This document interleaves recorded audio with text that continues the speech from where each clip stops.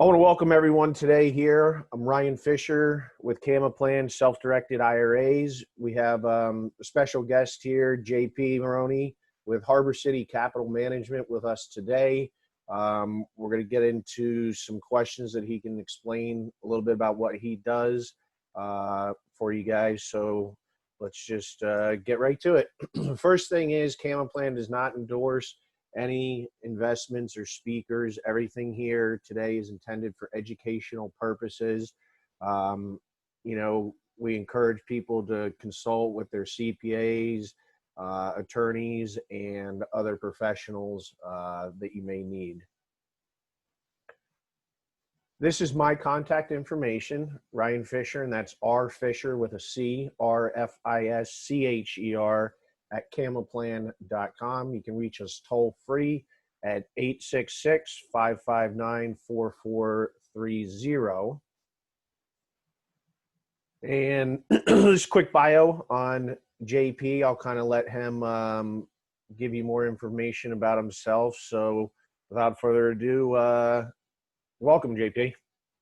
Hey, thanks for having me on. You were on our Deal Flow show, and that's Turnabout's Fair Play. So here we go. Absolutely. So tell us a little bit about your background and how you got involved in this. So if you go back 30 years, it's kind of wild. I'll be 50 this month, and started my first business when I was 19 years old, right out of high school. I tell people I used to drive around Tyler, Texas, looking at buildings, wondering which of them would be big enough to house my empire someday. And of course, at the time I was driving a 78 Pontiac Le Mans with a headliner hanging down and a broken gear shift held together by a coat hanger. But, I had big dreams, big ideas, things that I wanted to accomplish. And that started a 30-year journey of building companies, buying companies, investing in businesses, being a part of other people's success and helping advise and consult, as well as our portfolio of companies here at Harbor City Capital. So it's been a heck of a journey, and really this whole idea of what I say we sort of serendipitously or fell into a few years ago became an investment strategy, or a way to take a dollar and turn it into something more than a dollar, was birthed from the online strategy that we were doing to help grow companies, which was top line growth or lead generation or client acquisition, helping get new customers, really, if in the easiest of terms. So we can talk about that in depth or wherever you want to go, but yeah, it's been quite a journey. Yeah, absolutely. I mean, you have an impressive background, and let's just get right into it. And so tell us a little bit about your company and what you actually do. So Harbor City today is multifaceted in terms of how we make money. We're involved in a variety of different business ventures, and really the core of what makes a lot of the returns is we've named it a lot of different things: digital marketing arbitrage, we've called it bridge funding, but at the end of the day, we figured out a way to connect a couple of dots. Steve Jobs said creativity is often just connecting two things. And back in 2011, building on what I'd been doing since the turn of the century, we took lead generation and we said it would be interesting if we had a big pool of capital available to us, where when we were running a profitable campaign, we would never have to take our foot off the gas. So if a campaign was profitable, turning a substantial ROI, we wouldn't run out of budget to buy the ads. And so in 2011, I was watching, I'd never been involved in the capital market side of things. I've had business partners over the years, brought in partners who put up money as part of a project, but I'd never gone out and raised capital.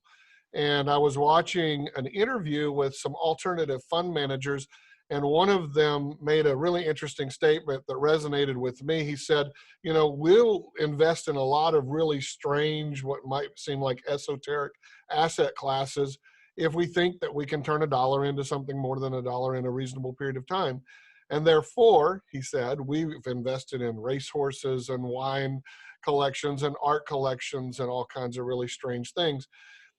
And when I was out walking the dog that night, I was thinking about what we did as a company where we buy advertising on the internet, one of the fastest growing industries in the world, literally even faster growing, and we can talk about that, but super fast growing industry and opportunity, or a channel or a platform.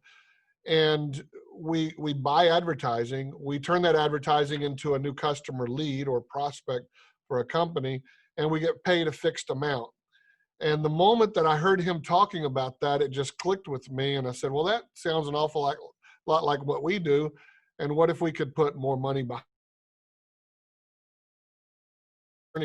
of interviewing fund managers, people like yourself that are in the back office of um, IRAs, retirement plans, people that were a part of the capital raising process, attorneys, trying to figure out what would be the right model, because no one had ever done what we had done. And so we sort of didn't look like a hedge fund, didn't look like a private equity fund. You know, what were we, and how would we put that to work? And so I did a webinar much like this. I was by myself, though, to a list of my clients. And I think there were 31 or 33 people on this webinar back in December of 2013.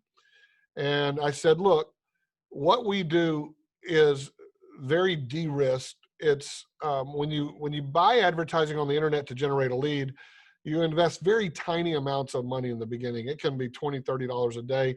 Our typical model these days is a couple $100 a day for about 10 days. I said, I know that we won't lose money because we only put money to work at scale whenever we're making a profit, but I just don't know how much money we'll make. I don't know what this is. I just have an idea. And so we took in a little bit of friends and family money. The first guy literally that ponied up, he had been a long-time client.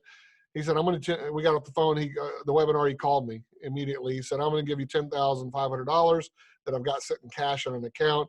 And if all works out, and this is looking good in a couple of weeks, I've got about $50,000 or $60,000. And then ultimately he put quite a bit more with us over the years. But I had just a few people that believed in the concept. And essentially what we were doing was, in our business, there is a 30 to 90 day gap between when you buy the advertising online and generate the lead, and then when you get paid for it on the other side. If you're being paid by a direct advertiser, meaning the company that's using the leads, it can be shorter. And if you're being paid by an agency who's got a broker in the middle, who's got maybe a CPA platform or something on the other side, it can be as long as 70, 80 days or so, never more than 90 days. So we were taking money, a small amount of money in the very beginning, and bridging the gap between when we bought the ads and when we got paid for the leads. And over a period of the next 3 or 4 years, we really refined the process. We went through a lot of learning experiences. You know, like any good business model, you have some failed assumptions in the beginning that don't work out like you thought. You have some things that you didn't think about that you encounter. One of the things that we encountered early on that became sort of like a pain for us, Achilles heel, was you could get a campaign running and profitable and start scaling it, and then they have what they call caps, meaning they couldn't take any more leads. So you're out of business on that campaign. You got to stop, regroup, start over again. So early on, I hired a guy who became a part of our team that had a deep network in that industry. You and I've talked about this before, how important relationships are. And he went and began to open a lot of doors for us where they were offers that did not have a cap, or they had a very high cap, meaning we could just run them at scale. To give you an example, today we've got a campaign running with 2 of the largest auto insurance lead buyers in the world, and they are buying from us. We've got a campaign that we could easily put $150,000 a day in ad budget to work in that particular campaign, just one campaign. So we've got another one in the e-commerce space where we get paid on a sale, not the percentage of the sale, but so much per sale, where we can scale to about $10 million a year in allocation. So in the beginning, it was just finding our way and figuring out, how do you grow this and scale it? How do you continue to bring in more capital? And I think it was 2016, January of 2016, I started the year with $160 million worth of leads on order. And what that means is it was literally contracts, or what we call insertion orders, for X amount of leads a day at a certain rate with a certain payment terms from different companies. And that was across about 20, 25 different verticals, from financial services, health, auto life insurance, a wide variety, mortgage refinance, and different verticals. So we started the year with a lot of demand, pent-up demand, that we simply didn't have the capital to fulfill the orders to buy the advertising for it. And so we said, we really need to get serious about capital raising. And I hired a few consultants that came through, and they were really good at making PowerPoint decks, not so good at raising money. And finally, in 2000, I think it was around October 2018, I met a man who said, look, if you can generate leads, why don't you just go out and generate your own investor leads? You could do it under a Reg D, 506C, and you can raise money from accredited investors. And that began that path with the bonds that we now offer today. So we can kind of get down that path if you want. But that was, our business model, because of the kind of margins that leads generate and the turn of the capital, the frequency of the amount of turn of the capital cycle, we've made good margins and returns on our money. And therefore, we've passed along some incredible yield over the years historically, and we've become known for that. I think that was why we put the title that we did on this. Is I didn't even know, in fact, I didn't know about self-directed IRAs. I told you this until a few years ago. And I think it's one of the most amazing vehicles that, someone can use to turn their maybe captive retirement account into something that can really produce income for them. No, I completely agree. And I also will just make a comment on that it's a great way for anybody looking to raise capital. There's trillions of dollars in retirement accounts. So the question is, how much do you need of that? And people, from what I've seen over the years, have really liked being able to diversify their accounts, not to have everything, obviously Wall Street is one class, but you diversify in that, but then, you bring the alternative invested in, and you can diversify, a lot more as well. So I think it's a great tool for everyone to use. And I think diversification is very powerful, with other things like this. Absolutely. But I'll kind of ask you a two-part question here. And you touched a little bit on this, but what makes you so passionate about what you do now? And, why is this special? Why would investors want to work with you? Harbor City, I have called my magnum opus. It's weird. It's like all of the dots connected from everything I've done historically over 30 years of building businesses. So if you go way back to the very beginning, it's always related to advertising and marketing. I had an ad agency in the 90s. Tanya and I, my wife, built a publishing company, which was driven by advertising dollars, sold that company in 1999. So everything that I've done has had a lot to do with helping companies get more customers at the end of the day. I have found, you mentioned if you're raising money, how there's trillions locked up in these retirement accounts. I found that most companies are very interested if you can have a conversation with them about one of two things or both. One, getting new customers, and two, getting capital to grow or fund their enterprise. And this all came together as one piece for us with Harbor City. But what gets me excited is if you go back to 2001, I built my first website for our magazines back in 1996. But in 2001, right around that bubble time, I really went headlong into online marketing. And what excited me about that was that everything in the online space is trackable and measurable. You know precisely where people come from, what link they clicked on, what website they were on, or what search term they put in, what article or content they were reading before they clicked on your ad. It's extremely accurate and quantifiable and measurable. And for a marketing guy like me, it's like being in a candy store. So, there was Wally Waddles was an advertising guy. Many years ago, he made a statement: half the money I spend on advertising is wasted. I just can't figure out which half. And in the digital advertising space or marketing space, that's actually not accurate anymore. You know exactly what's working and what's not working. So that was the first piece of this that got me really juiced and excited. And then whenever I realized, and I talked to somebody about this the other day, I said, I looked around a few years back. This was probably around 2010, 2011, when I saw that show with those guys from those fund managers. I looked around, I'd been building companies for a while, at that point, 20 years, I'd been building businesses, and I've made some decent money. I like always tell people, we've been as low as you can go, and we've made good money, and we've done everything in between.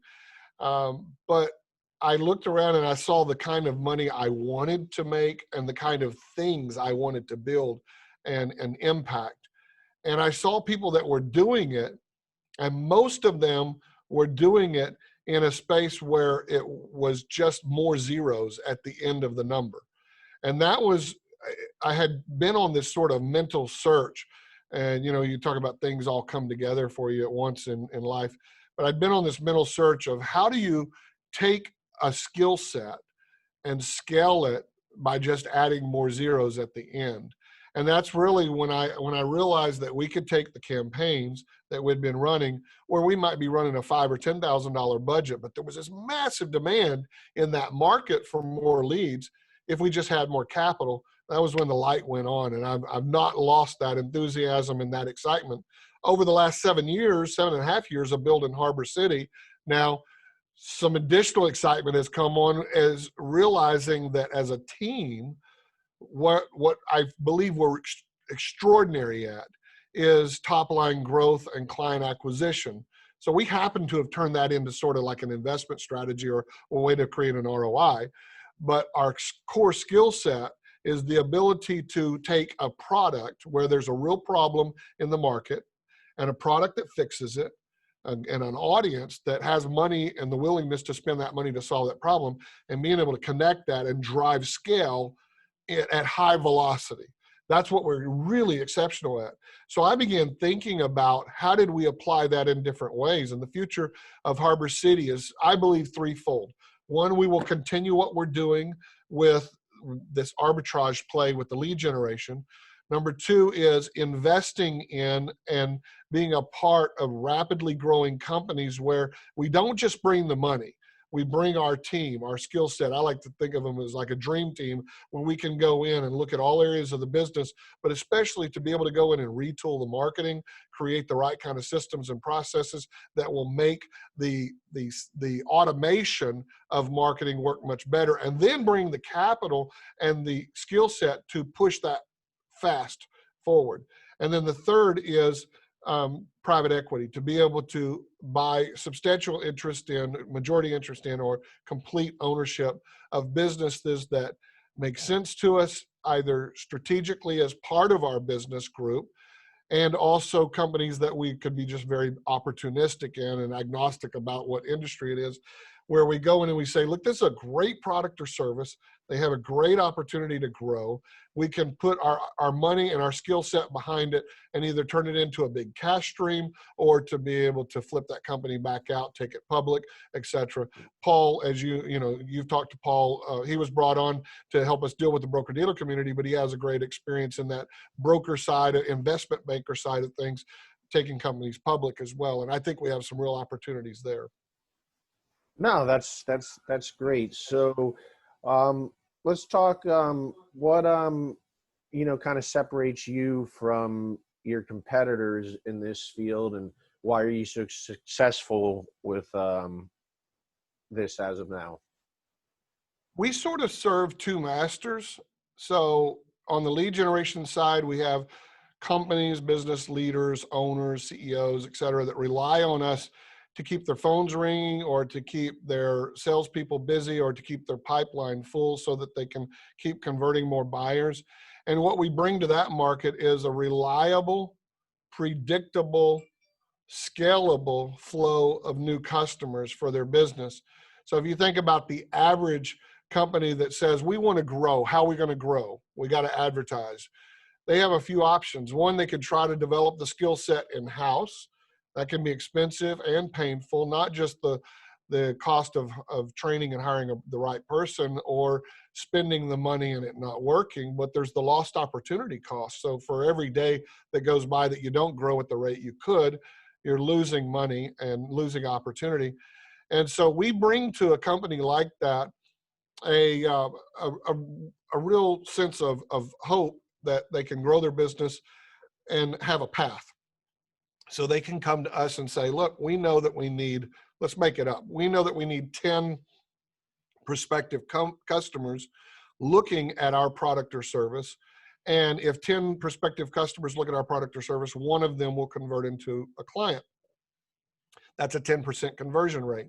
Well, once you know that, and once you know how much it costs to get those 10 people to take a look at your product or service, that is very scalable. As long as you can do it profitably, then you can get 50 people and get 500 and get 50, 5,000 and get 500. The numbers just scale all the way up to whatever size you want. And that's predictability in business growth is a very powerful thing. So it allows you to go out and compete in the marketplace. So that's a real differentiator. The other option for them is they could go hire an agency. And in a typical agency environment, you're paying a percentage of the ad spend as a fee to the agency. What that means is the more of your money that the agency spends, irrespective of how many leads or how many customers they generate or how much results they get, the more money they spend, the more money they make. And I think that's a broken model. It certainly favors the agency and not you, the business owner or business leader. And so for us, where we're charging on a per lead basis and only getting paid when what we're doing works, when they get a real prospect in the door, so to speak, virtually or whatever, that puts us on the same side as the client for helping grow the business. The more we get in, the more money they make. The more we get in, the more money we make. So we're on the same side of the equation. And so that's been a real differentiator for us in the market. And we've become known, when I mentioned like the two auto insurance buyers that we have right now, the two largest in the world, we have these relationships because we've built a reputation for bringing super high quality leads at high velocity. And once you do that, then you get to pick and choose. We literally have more people. We don't advertise for lead generation clients. We have more people wanting to buy leads from us or coming to us talking about helping them grow their businesses than we're out searching for. If you look at the investor side of things, so how do we differentiate? Is we've taken, at the end of the day, investors want to make money, right? They want a return on their money, but they want a return of their money first. They want to know that they're going to at least get their money back or it's not going to get lost. And that's way more important than making a return on that money. Because I talked to a guy yesterday. Betsy put me through on the phone with a guy. He said, I'm 65 years old, can't afford to start over. And we have a lot of people that have come to us, I'm sure come to you guys, that 08, 09, blew them up. And they have had to, many of them have had to start over or had to rebuild. And so a lot of people can't afford not just the mental aspect of it, of losing money, losing retirement accounts, but they physically cannot afford to let it happen, or they'd have to go back to work or live at a much lower quality of life. So the first thing that we did when we started talking about connecting what we do with an investment scheme of some kind, a function, is we said, how do we make sure we don't lose money? And if you look at the digital marketing space, I mentioned one of them, you can buy very low amounts of advertising in the beginning. We use our own internal funds and R&D budget, and we test campaigns. When they are profitable and when they're in a positive ROI, then we reach into an investor pool of capital to scale those campaigns. And so we never put investor funds at risk when we're scaling a campaign. Also, if you look at in the advertising space, what drives us, there are a lot of tools and systems, processes that help create guardrails to make sure that you never fall off a cliff.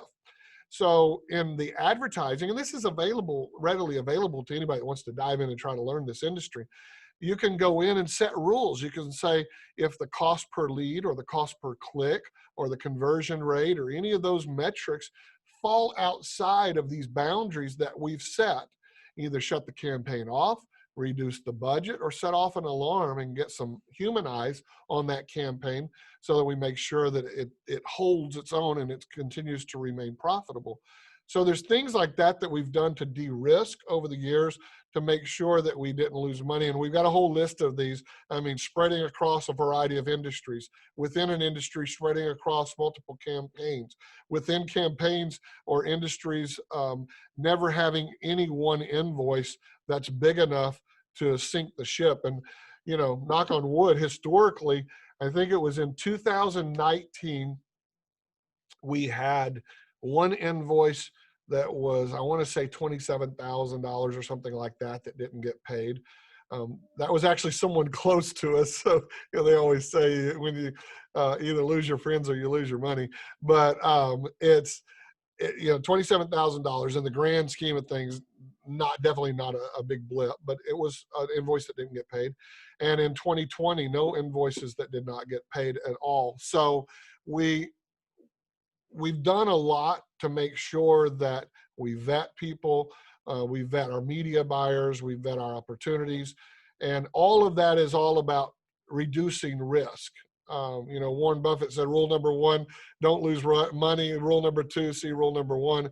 And that's a huge differentiator that I don't think the average asset class can present. How many things can you go out there and say, I'm going to buy a little bit of it until I'm profitable, and then when I'm profitable, I'm going to buy a lot of it? There aren't very many investments that are like that, because usually by the time you know you've made your profit, the opportunity's come and gone in a typical stock play or whatever. So it is very unique to us, and it's a big differentiator. And because of that, like I said, we've spit off some pretty substantial yield, and people like us for it. No, that's great. And I think you touched on this. I'll say something that my dad, you know, told me when I was growing up, and he said, it doesn't matter what interest rate you're making if you don't get your principal back. So I feel you when you're saying these people are looking at, and they need to be assured that they're going to hopefully make money, obviously, but they really are concerned about keeping what they had as well. And I know you went through a lot there. Is there anything else that you do to, you know, mitigate the risk? What is the risk for someone, you know, to work with you? Yeah, it's funny because over the 7.5 years, man, it'd be 8 years, I guess, coming up. But, well, we're in our 7th year, so I guess full 7 years in December. But over this time period that we've been taking outside money and put it to work this way, we've done what I said to you. We ran up against risk factors that we didn't know about in advance, and we've addressed them and figured out how to navigate around them. And the one thing that was always in people's mind, they would say, okay, I get it. You've diversified across these, you know, you never do any big campaigns, you know, you're profitable before you scale, you got all these different things. But people always say, well, how do we know that we're going to get our principal back? What if the wheels come off and everything just goes to pot? And I looked for a couple of years for a solution. We were very close to buying an indemnity bond, or surety bond, I don't remember what they call it, but anyway, but it was essentially an insurance policy to protect against the downside loss of principal if there was ever a catastrophic event. It was never designed to be used, but it would be there so people could sleep well at night. And I came across, while we were in the middle of the underwriting process, I came across what are frequently used overseas in Europe and Asia for trade. They're called standby letters of credit or bank guarantees. And overseas, they call them BGs or bank guarantees. Over here, SBLCs. Not very frequently used in the US, not very well known, but essentially what it amounted to was, if you've ever had a secured credit card or a secured loan, how do they work? Well, you take cash. If you want a secured credit card for $5,000, you take $5,000 and put it on deposit. They block those funds, lock it down. You can't move it. You can't take it out, but you got a card that says you can go out there and buy $5,000 worth of stuff. And if you don't pay off this credit card, we have the ability to go and get that $5,000 that's locked up in the bank. And so BGs and SBLCs work very much like that. They will use either a large credit facility that a provider has, or they will use cash that's undeployed. And as we know, there are companies out there that are sitting on large reserves, cash reserves, that are not deployed, and it's non-performing for them. So how do they put that money to work? This is one way they can put it to work without massive risk, and put it to work without it actually going anywhere. So they will put up their cash and allow the bank to block or lock down those funds. And then the bank issues an instrument, an SBLC, standby letter of credit, or a bank guarantee, which is just a piece of paper that comes through the SWIFT system, just like when you send a wire. But it comes through the SWIFT system, and it says, in essence, if anything goes wrong based on a governing contract, if anything goes wrong and that contract is violated or defaulted, that beneficiary can claim that money. So the way that these were used historically was, if I wanted to come, Ryan, and buy $50 million worth of diamonds from you, and you said, that's great, JP, we've been old friends for a long time, but money's money and business is business. How do I know you're going to give me the $50 million when I go out there and buy new equipment and hire new people and go and get a lease and dig up this stuff and transport it and all that? How do I know I'm going to get paid? Well, you can go to your bank. I could go to my bank and either get someone, if I had the cash, I could put up the cash, or I could get my bank to have a provider put up the cash. They would lock that $50 million down, and the bank would send you this letter of credit saying, look, if anything goes wrong, when you get those diamonds out of the ground, you're ready to deliver them. If JP doesn't give you the $50 million, you can make a claim against this $50 million that's cash sitting in the bank. So that's historically how they were used. And they've been repurposed and repositioned to use in different ways. But much like, it's thinking outside the box. I was discussing this with a colleague of mine in my office one day, and I was like, wait a minute. And I jumped up, and I have a whole whiteboard wall in my office, and I ran over there and started, like crazy, beautiful mind kind of stuff writing on the wall saying, oh, what if we connected this and this, and it went this way. But in essence, what we were able to do was to use these instruments as a backstop. It's never designed, just like the insurance policies, never designed to be used, but as a backstop.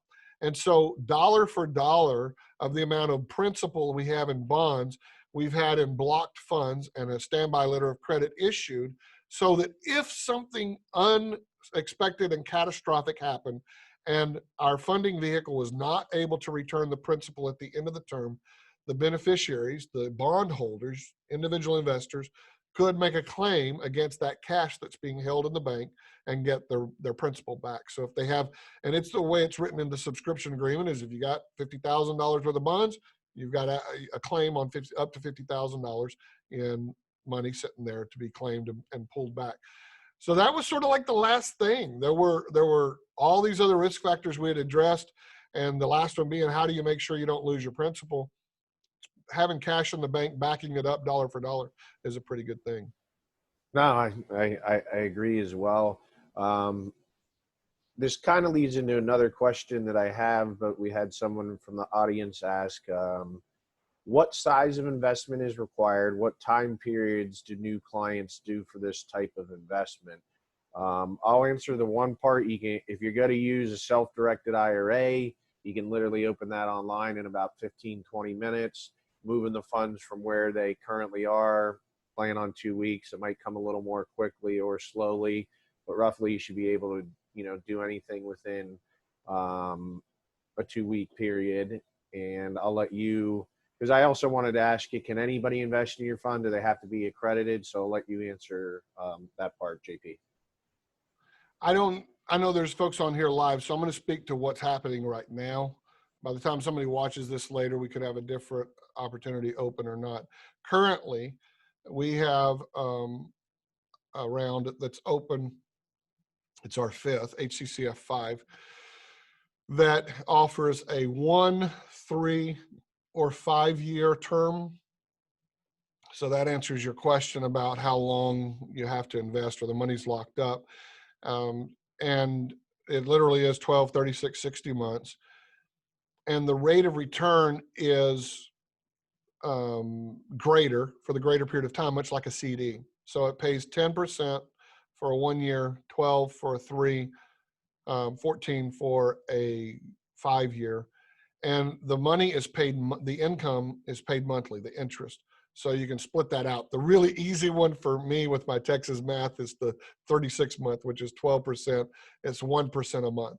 So if somebody puts in $100,000, they get $1,000 a month for 36 months. So $36,000 in income off of that over the 3-year period of time. And that's one thing I love about your self-directed IRAs is, you know, and I certainly don't know as much as you, but having that inside of that, I think can be very advantageous for someone to be able to grow that income. So grow that balance over time. But especially with the not paying any minimum taxes on it. That's correct. Yeah. I wanted to let you say that though. The current round is 50,000, right? It's a $50,000 minimum on round 5.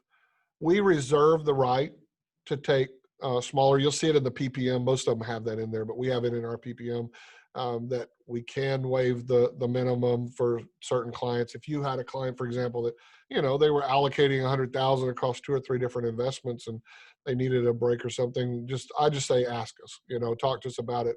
Our goal has never been to have a whole lot of people out there with a little amount of money, just because the logistics of it, the conversations you have to have, but we'll work with people. So right now it's 50 on this current offering. It's 50,000 and it is a 506C, which means that we can only accept accredited investors for this round. So if someone is not accredited, what I would say is reach out to us and say, can you put us on the list if there's ever some other kind of opportunity or something? We've looked at Reg A's. We've looked at other opportunities where we could allow non-accredited investors to come in, and we'll deal with that down the road. But yeah, currently that's the 1, 3, and 5 year, 10, 12, 14% paid monthly, return of principal at the end of the term, and 50,000 minimum. Great. Appreciate you answering that. In your experience, do you like people using their self-directed IRAs to make these investments? I mean, you take money both though, right? You take money from qualified accounts and personally, correct? The call that I had yesterday with the guy that was 65 that I mentioned earlier, he has 150,000 in cash right now that he wants to put somewhere. He's putting that in with us right now, and his wife retires in a year, and he's planning. He said they have 190,000 in the retirement account. I think hers is a something B. You would know what that is, a 503B or something. I don't know. Yep. Is that right? Did I get it right? Oh, wow. 403B. 403B. I was off a number. All right. Yeah, a lot of horseshoes and hand grenades and medical and stuff use those plans. Yeah, so he said she retires in a year and they'd like to put the 190 with us as well. And if they don't already have, I told him about Cama Plan. Mm-hmm. I said, if you don't already have a provider, we know some people that are, you know, family-owned business, very easy to work with, have a great online platform, and just listen. I mean, let's say it what it is. You and I talked about this. There's a broad spectrum of the service that you can get out there in this industry. You know, you can get people where you're a number on a screen, and you can get people that really care about you. And everything that we've had exposure with Cama Plan so far has been very good. And so I recommended that they get in touch with Cama Plan when they were ready. And then, you know, to answer your question though about liking it, of course I like it. I have always been of the mindset that I want the government to get every dime they deserve.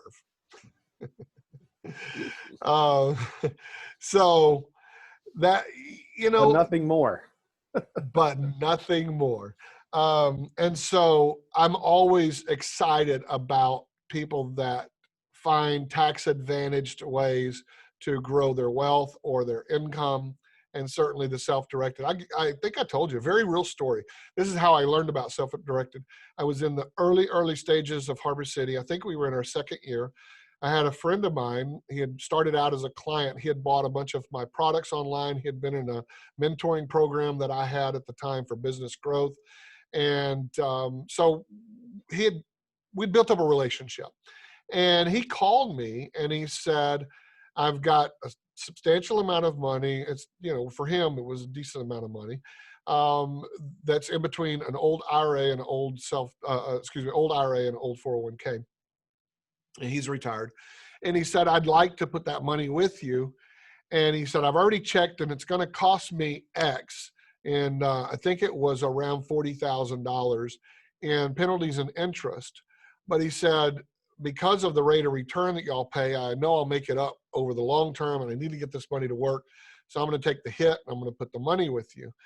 And he was all right in the process of signing an agreement and everything. And around that same time, I was introduced to a guy and by a third party.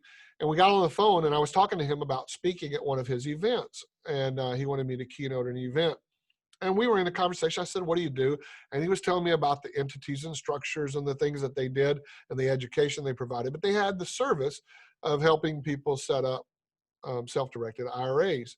And I was like, what is that? And he said, well, it's a way, and he explained the process of being able to take qualified funds and put it into another qualified plan and avoid any kind of taxes or penalties, and then be able to control that and invest where you want it, et cetera. And I was like, wow, that sounds really interesting. And I said, let me tell you about this client of mine. And so I was telling him about my client and what he was about to do. Long story short, my client went to him. It was more expensive. This guy charged pretty substantial fees, and it was more expensive because he did the LLC that you and I've talked about. And so there was some other cost, but I think the total was about $3,500 is what everything ended up costing him with entities and getting everything processed and moved over. And he paid $3,500 instead of about $40,000 in taxes and penalties. So yeah, ever since then, been a big fan of the opportunity and the process of being able to tax advantage those dollars. Yeah, absolutely. I agree with you.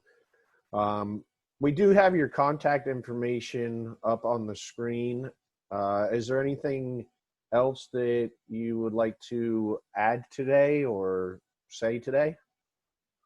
Yeah, I mean, I say this to everybody. I talk about this with people all the time. I say that, in life, the more you give, the more you get.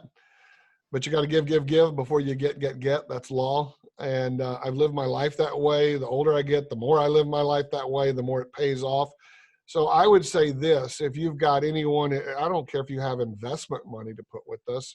If you have anybody in your audience that's trying to grow a business, anyone that's trying to make some decisions about the future and they want insight or want someone to talk to that's got some experience, we're more than happy to have a conversation. We're here to help people.